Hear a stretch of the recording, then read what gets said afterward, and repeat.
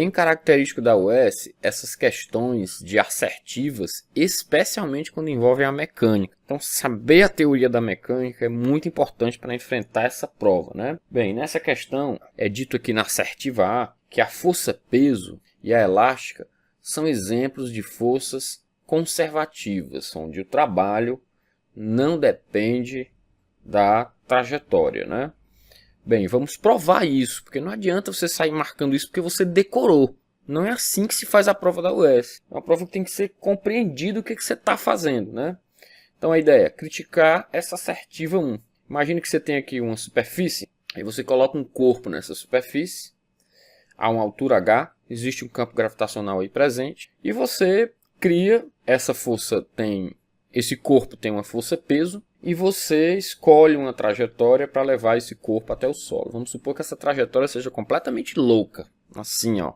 Tá? Você inclusive pode optar por fazer outra trajetória, contanto que o ponto de partida e o ponto de chegada sejam esses que eu estou aí desenhando para vocês. Bem, existe um vetor de deslocamento, não existe? Independente da forma como você optou por fazer essa trajetória. Então, esse aí é o vetor de deslocamento.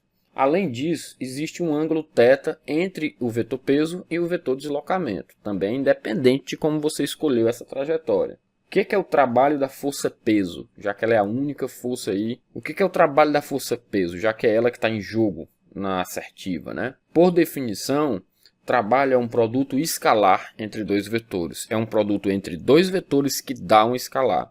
Trabalho se escreve assim. Quando você bota aquele cosseno, você está calculando o valor do trabalho. Então, o valor do trabalho da força-peso é o módulo do vetor P, o módulo do vetor D, cosseno do ângulo θ. Consegue ver que dá para a gente desenhar um triângulo retângulo aí, ó. Fechei um triângulo retângulo aqui embaixo, certo? E eu posso tirar o cosseno desse ângulo. Quem é o cosseno desse ângulo? Cateto adjacente por hipotenusa. Então, isso vai ser o valor de H pelo módulo de D. Então, esse cosseno desse ângulo, você pode substituir por H sobre D, não pode? Se você pode substituir por H sobre D, você também pode cancelar o D, né? Cancela um D com o outro. O trabalho da força-peso só depende do peso e da diferença de altura entre o ponto que o corpo estava e o solo. Você levar isso por essa trajetória, não vai mudar nada. Ou seja, esse trabalho vai depender basicamente, coloquei ali a gravidade, né? Da massa do corpo, da gravidade e da altura.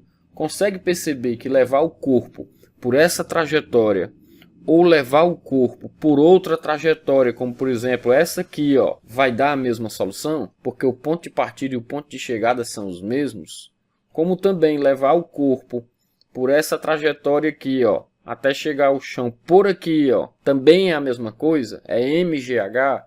Ou seja, esse trabalho em relação a esse campo gravitacional, não importa a trajetória que você escolhe, só importa o produto da massa pela gravidade, pela diferença lá de altura, né, entre o ponto inicial e o ponto final. É isso que os físicos chamam, gente, de trabalho de força conservativa. Então, metade desse item está certo. Vamos ver a força elástica, né? Então, para a gente ver a força elástica, eu vou desenhar um gráfico da força versus deslocamento. O que é o módulo da força elástica? O módulo da força elástica é uma constante da mola, uma característica da mola, que multiplica a deformidade dessa mola em relação ao tamanho natural dela, porque a mola tem o L0 dela, o X0 dela, o tamanho natural, né? Bem, se a gente traçar um gráfico, dá para ver que essa função é linear, né? Porque não tem nenhum expoente diferente de 1 nessa equação do módulo da força elástica. Então, a função linear ela é resolvida dessa maneira. À medida que você provoca força à mola, né, em módulo, essa força elástica provoca uma deformidade que é diretamente proporcional, cuja constante de proporcionalidade é a constante da mola. Para uma certa força elástica, vamos imaginar partindo do zero, você provocou um certo ΔX. O que é que nós sabemos? Gráficos de força versus deslocamento são gráficos cuja área dão o trabalho. Então, a área delimitada desse gráfico até o eixo do X, o deslocamento, é o trabalho da força elástica. Então, o trabalho dessa força elástica é altura vezes base dividido por 2, né? Porque simplesmente nós temos um triângulo aí, né? Altura vezes a base dividido por 2. Mas quem é o módulo da força elástica? O módulo dessa força elástica aqui, ó, é K delta X, né? Então nós substituímos aqui, ó, K delta X e o outro delta X. Por isso que o trabalho da força elástica é chamado de K delta X ao quadrado sobre 2. Que os alunos gostam de simplificar, né? Kx2 sobre 2, né? Mas é a deformidade em relação ao tamanho natural da mola. Sempre ter esse cuidado. Vocês estão lembrados que essa equaçãozinha aqui de cima chama-se energia potencial gravitacional? Vocês estão lembrados também que essa equaçãozinha aqui de baixo se chama energia potencial elástica, né? As energias potenciais elas são advindas do trabalho da força conservativa, gente. É basicamente isso que a física trata. Tranquilo, esse item acaba sendo um item completamente verdadeiro. O item 2, ele trata de um teorema muito famoso, que os alunos não sabem demonstrar. Eles sabem que é verdade, mas não sabem demonstrar. Então isso não é um aprendizado de física, né? Você não está aprendendo física, né? E para a prova da UES é mais aconselhado que você aprenda do que você decore. Muita coisa tem que decorar? Claro que tem. Mas quanto mais você aprender mesmo de onde as coisas vêm, melhor, né? Ele diz que tem uma partícula de massa m que inicia um movimento retilíneo com energia cinética K1. Após o intervalo de tempo t, sua energia cinética é K2. O trabalho da força resultante sobre essa partícula, nesse intervalo, é dado pela variação da energia cinética. Gente, isso é o próprio enunciado de teorema da energia cinética. Bora lá confirmar isso? Imagine que a gente tem um corpo aqui, ó, e a gente provoca uma força nesse corpo, e esse corpo se desloca até essa posição. Então eu vou representar aqui essa força, paralela ao plano, bonitinho, para ficar mais fácil. Nós temos aqui também a normal e temos o peso, né? Na superfície horizontal e no movimento retilíneo, né? Essa normal e esse peso vão se equilibrar. E essa força F vai ficar sozinha. Se ela vai ficar sozinha, ela vai ser a resultante. Essa força resultante foi capaz de causar um deslocamento entre esses pontos, não foi? Então, o trabalho dessa força resultante, por definição, é o produto força-deslocamento cosseno do ângulo. Como os dois vetores estão paralelos, o ângulo entre eles é zero. E o cosseno de zero é 1, você não precisa escrever isso. Mas eu sei de uma coisa. Existe uma velocidade inicial nesse processo, existe uma velocidade final, né? Considerando esse intervalo onde esse deslocamento ocorreu. O que eu sei? Equação de Torricelli, né? Se eu tenho uma força resultante ali constante, eu tenho uma aceleração constante, posso pensar em movimento uniformemente variado. A velocidade final ao quadrado é igual à velocidade inicial ao quadrado, menos 2 vezes a aceleração, vezes d. Isolando d, você passa esse v0 aqui para o outro lado e divide tudo por 2a. Então, esse d vale toda essa expressãozinha, né? E você pode substituir isso aqui, ó, já que isso é o módulo do vetor de deslocamento, né? O trabalho da força resultante, portanto, vai ser a força resultante, que é massa vezes aceleração, vezes toda essa equaçãozinha aqui, né? Trazer para cá. Vou só apagar esse sinal de igual aqui, né? Que não interessa mais ele para gente. Pronto. E em seguida eu cancelo essas acelerações aí, ó. Aceleração em cima, aceleração embaixo. Então vai ficar a massa que multiplica a velocidade final ao quadrado sobre 2, né? Vamos multiplicar essa massa aqui e dividir por 2. O 2 ele é comum aos dois termos, né? Então vai ficar esse produto. Depois desse produto tem o outro produto, massa vezes velocidade inicial ao quadrado dividido por 2, não é verdade? Isso implica em quê? Esses termos são conhecidos, não são? mv2 sobre 2 é energia cinética. Então o trabalho da força resultante vai valer o quê? Energia cinética final menos energia cinética inicial. E é exatamente isso que diz o item lá, né? O trabalho da força resultante é a variação da energia cinética. Aí, ó, a gente vai lá, pega esse resultado famoso da física e é verdadeiro, né? Porque é exatamente isso que diz o item. Finalmente, esse último aqui, gente, fazendo uma análise bem detalhada, né? Porque eu vejo o pessoal resolvendo por aí, o pessoal, pessoal, esse é o teorema da energia cinética. Pá, o aluno vai e decora, mano. O aluno não entende, mano, o que está acontecendo. Vai passar o resto da vida tentando se dar bem numa prova de física, não está entendendo o que acontece. Outro problema que o aluno também tem dificuldade de entender é as transformações cíclicas, a primeira e a segunda lei da termodinâmica. Ó, em uma transformação cíclica em um gás ideal, o trabalho realizado sobre o gás em um ciclo completo é igual ao calor absorvido da fonte quente ao longo desse ciclo. Sabe o que esse item está dizendo? Que é possível construir uma máquina que trabalhando em ciclo rende 100%. Nós sabemos que isso não é possível.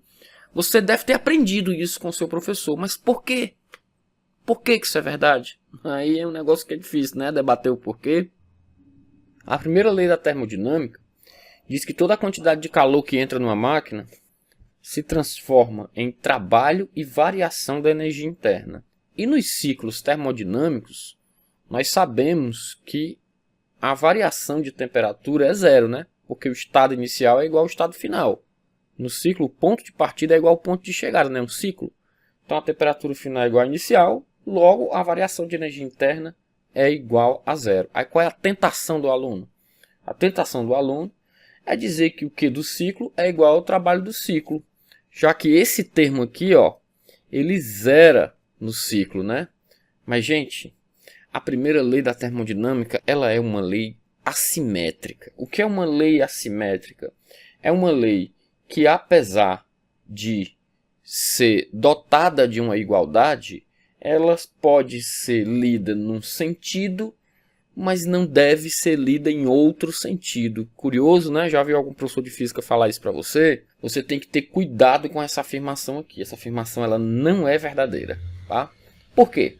Porque a quantidade de calor que entra numa máquina é tudo que você ofertou à máquina.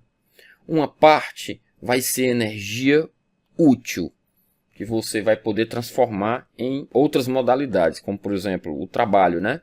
Você pode transformar em energia cinética, né? Lembra do item anterior? Pode fazer isso. Então esse tipo de energia aqui é um tipo de energia que pode ser utilizável, né? Vamos botar aqui a palavra útil, né? Essa energia é uma energia útil. Essa energia aqui, pessoal, a substância operante, um gás, por exemplo, vai utilizar para o próprio aquecimento dele. Você tem acesso a essa energia de novo? Tem não. Você pegou uma parte do trabalho e transformou num tipo de energia que é degradada, ó, que você não tem como ter acesso. Essa energia é interna do sistema. Você não tem mais como pegá-la de volta. Ela é muito desorganizada. Ou seja, eu posso ler essa primeira lei da termodinâmica no sentido de que é igual a W mais ΔU, mas de volta não é possível, tá? Porque eu não tenho como pegar todo o ΔU e ter todo aquele calor que eu tinha de volta. Moral da história, a primeira lei da termodinâmica pode ser lida nesse sentido aqui, ó, mas não pode ser lida nesse sentido. Vou te dar um outro exemplo bem simples para tu entender isso aí. Então eu tenho aqui um pêndulo, ó, vou botar ele bem na frente, que a janelinha eu gosto de deixar bem pequenininha aqui, né? Para não ocupar muito espaço. Eu tenho aqui um pêndulo e ao redor desse pêndulo aqui tem gás, né? Tem o ar, tem várias partículas aqui que dependendo da temperatura, elas têm um certo nível de agitação. Aí eu vou e dou uma certa energia, ó. Essa energia é como se fosse o calor ali da equação, né? Quando eu soltar aqui, essa energia potencial que é desse pêndulo quer se transformar em cinética, que vai movimentar o pêndulo, né? Aí o pêndulo fica se movimentando. Aí quando passa um tempo, ele começa a parar, já percebeu isso? Né, ó. Ele para porque ele está colidindo com as partículas de ar que estão aqui e está entregando energia a ela. Logo, toda a energia que eu tinha aqui se transformou nas energias, nas partículas, nas moléculas que estão se agitando ao redor desse pêndulo. Vou passar uma tarefa para você. Você vai pegar as energias das partículas que estão aqui e devolver para o pêndulo para ele voltar para essa situação aqui, ó. Você vai conseguir fazer isso? Não vai, porque esse tipo de energia é degradada, gente. É muito complexo, não é possível você pegar cada partículazinha, toda a energia de agitação dela e devolver para o pêndulo subir. Isso é impossível. É a mesma coisa que acontece numa máquina. Parte da energia de calor que você fornece a uma máquina vai para a substância operante. E essa substância operante é um gás, por exemplo. Como é que eu vou pegar essa energia de volta, a energia interna do gás, e devolver para a quantidade de calor que eu tinha no começo? Isso não é possível. Tem até um enunciado para isso da segunda lei. E a segunda lei, eu quero que você entenda que ela vem para corrigir a primeira. E esse enunciado diz isso, ó. É impossível construir uma máquina operando em ciclos cujo único efeito seja converter calor integralmente em trabalho. Não pode, tá? Então, a primeira lei tem essa assimetria, mas a segunda lei vem avisar dessa assimetria da primeira lei. Bem legal esse tipo de visão, né? Sabe aqueles vídeos que a galera bota na internet que tem um motor que trabalha eternamente, sem gastar energia de canto nenhum.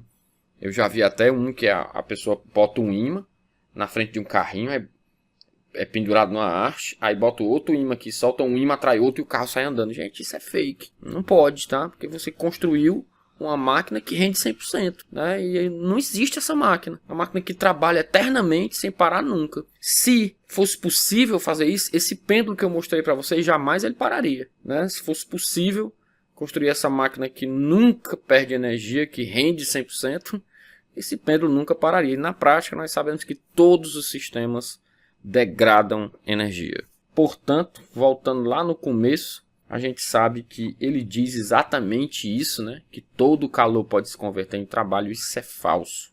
Nós marcaríamos aí como resposta o item B de bola. As questões de assertiva da UES demandam de muito tempo. São mais chatinhas do que o que a gente pensa, porque cada assertiva pode inclusive versar sobre um tema diferente. Para você que quer organizar seu printzinho aí, ó. Parte 1, né? Assertiva 1. Parte 2, assertiva 2. Parte 3, assertiva 3.